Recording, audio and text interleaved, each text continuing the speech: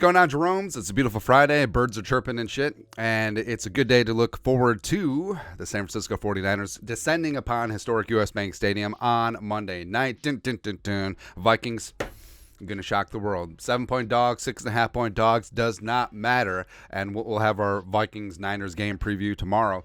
But getting to know San Francisco a little bit more. And I have a lot of respect for San Francisco. Interesting story. So before... like when I was like a 5 or 6 year old kid, when the Niners were really good, I was a stupid kid, didn't know anything about football, but I was like, hey, I'm gonna cheer for that red team because they seem to be doing really good. And that was when they had Steve Young and stuff. And my dad was like, no, you root for that purple team. I was like, all right. Little did I know that he would saddle me with a lifetime of sadness. Doesn't matter. But the Niners, I mean, for my money, even with the injuries, I do think San Francisco is the most complete team, even though I do think that Brock Purdy is sort of, we'll get to it. But, respect to what Shanahan and Lynch have put together. And it's crazy that they've done all of this while missing on Trey Lance at 3, while missing at Solomon Thomas up at the top of the draft. And what's been happening is that they've been hitting on these mid-round picks and filling out the roster with a bunch of dogs. I mean, they are solid on both sides of the ball, and it's reflected in whatever happened in the Browns game, whatever happened, right? So the Niners come in, they've been boat racing dudes. They beat the Cowboys' ass 2 weeks ago, but also you do have to factor in. It's like, hey, congratulations, you beat the Giants at home. Congratulations, you beat Arizona at home. Congratulations, whatever, right? So, but the Browns game, it almost feels like the Browns game was a perfect storm. Where the Browns are coming off a bye, even though they didn't have Deshaun. Cleveland had a top 5 defense, and also the weather factored in, and it was just an ugly game all around. And also the Niners did have 3 significant injuries, but no excuses. You play how you play. And also San Francisco, I think that they got to be rallying up a little bit and trying to avenge their only loss of the season so far, but it's playing right into our hands. It is, baby. It is. And looking at their offensive defense rank. So, like I said, this team is tough. This team is complete. This team is stacked in the trenches, and the defense may be one of the best in the league. And it's rough. But offensively, led by Brock Purdy, the pride of Iowa State, which... if you ever watch a down of Brock Purdy at Iowa State, you would have never guessed that he would have become what he's become in the league, but we'll get to it. But points, 2nd, yards, 6, their first in turnovers with 3. I wonder what that would be like, not turning the ball over. Their 2nd in yards per attempt per pass. Now, Purdy's ADOT is bottom third of the league, so a lot of it, it's not all just dink and dunk to McCaffrey and Debo and Kittle, but it's not that. Oh, and also Ayuk, who I think is the best receiver on the team. Rush yards 3rd with 890. A lot of that is McCaffrey, but also guys like Jordan Mason have been getting into the party. Plus, also they use Debo as a running back quite a bit as well. Plus, 3rd down for what? They're 8th in the league. Red zone, they stiffen up. I mean, D'Amico Ryan's former defense, now Steve Wilkes' defense, is tough in the red zone. 4th in the league at 69.2%. Not nice. Not nice. Defensively, so the first in the league in points allowed. Now, part of that could be because they got to play the Giants and the Cardinals, and the Cleveland game was low scoring, and also they completely jacked the Steelers week 1, and also the Cowboys sucked ass. But other than that, I mean, the defense is really good. Yards allowed 68, 3rd in the league. Turnovers, they get after it with 11 and 7th. They're 3rd in the league in yards per attempt and rushing yards allowed. 3rd down. So this is where you can make a little bit of hay. 3rd down, they're 12th in the league, and red zone, they're 24th. So something could get going there. Who knows? But take a look at the Rooster. Oh, so this is interesting. So obviously, Kyle Shanahan's offensive play caller and head coach. So OC is whatever. But their OC is Chris Forrester, who has an offensive line background, and also, then Clint Kubiak. Former Vikings legend Clint Kubiak, of course, the Kubii and the Shanahans, go way back like chiropractor the Denver days. It's funny. Then defense coordinator Steve Wilkes, who was great as the Panthers interim head coach last year.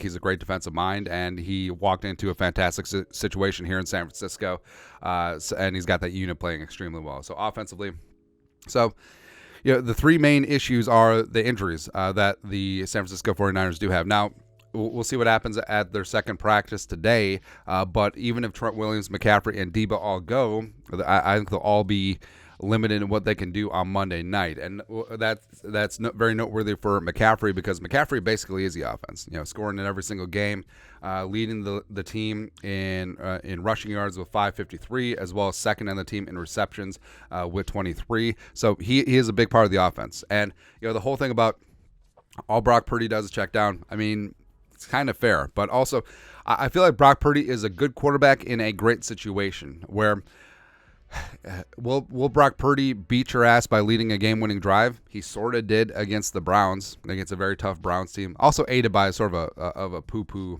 call earlier in the game, but that's whatever. But also, is he going to beat you by himself?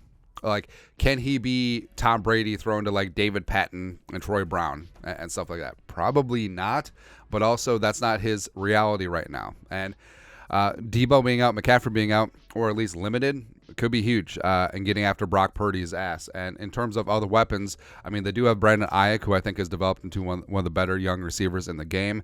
Ayuk, who was involved when the Vikings traded down from 25 in 2020. So the Vikings have got to thank the Vikings a little bit for that. In terms of the other receivers, Juwan Jennings working from the slot. Ray McLeod is super dangerous, especially as a return man. Also, they got the rookie Ronnie Bell in the mix as well. Kittle. So I feel like Purdy and Kittle don't really have much chemistry. I mean, aside from the 3-touchdown game, yes. I just feel like last year and this year, they're not really on the same page and dialed in, which is weird because Brock Purdy's favorite receiver at Iowa State in Ames was Charlie Kolar, who was the tight end. So especially if Debo and McCaffrey do miss or are limited, I think that Kittle will definitely have to step up in this spot along with Ayuk. And also they have Kyle Juszczyk, who's the second best fullback in the game. Offensive line. So they did lose McGlinchey in free agency, but I mean, Trent Williams is still Trent Williams. And even if he's dinged up with that ankle, he's still freaking Trent Williams, right? Aaron Banks did pop up on the injury report, but he's sort of an ass. Thank you this year. Second round pick in 2021 out of Notre Dame. Now, John Feliciano, again, John Lynch, you got to respect. Feliciano being picked up as a veteran free agent has filled in very nicely at left guard and center. Center's Brandel, Spencer Buford over right guard, and also Colton McKivitz at right tackle, where he's trying to fill in for McGlinchey, and he's trying hard, but that is where the Vikings can make some money on the right side of that offensive line, where McKivitz has given up 11 pressures and 4 sacks this year. Definitely can make some hay. Defensively, all right, so you got Bosa, who's one of the best edge rushers in the game. And also, I feel like what the Niners do well, and it's what Kwesi tries to do, is like the Niners have become the island of misfit toys, where they have Clelin Ferrell, the former number 4 overall pick, who didn't work out with the Raiders. They got Randy Gregory in the mix as well. So they just get these guys that were sort of they got Isaiah Oliver, former high draft pick of the Falcons, coming out of Colorado. So they have these guys who were high draft picks elsewhere, didn't work out, but they bring them into their scheme and they turn them into studs. That's what happened, man. And on the inside, you got Eric Armstead, who's freaking stud. Javon Hargrave, the big-time free agent signing from Philly this year. And also, Randy Gregory's in the mix. Javon Kinlaw is actually kind of stepping up this year. Last year's second-round pick, Drake Jackson, is in there in the front 7. And also, Fred Warner, where... talk about how the Niners replenish their coffers. I mean, Fred Warner is a third-round pick. I mean, come on. Fred Warner is one of the best off-balls in the game. It is noteworthy that Dre Greenlaw is dinged up with injury as well. You could see the veteran Oren Burks from Green Bay stepping in there. And the secondary stuff, man. I mean, Charvarius Ward coming over as a free agent from KC is tough. Lenore, where... you can make a little bit of hay against Lenore, as we've seen in previous games. Isaiah Oliver, specifically what they ask him to do is solid. Hufanga, I wanted Hufanga so bad, man, back in 2021. The pride of USC, they get him in the 5th round, and he's already turning into a Pro Bowl, all-pro safety. It's tough, man. And Tayshaun Gibson is always going to be that dude. That dude, man. Specialist-wise, I mean, they're tough, and Ray's a great returner, so... I mean, just look at this. Like, there's not really a flaw on this roster. I mean, parts of the O-line, sure, as well as the Vikings are catching the Niners in terms of a little bit of bad puck luck when it comes to injuries, but Niners are tough. Niners have a very solid roster. They're very deep, and they're very feisty, and they get after it. Plus, also, former Vikings preseason legend T.Y. McGill is on the practice squad, too.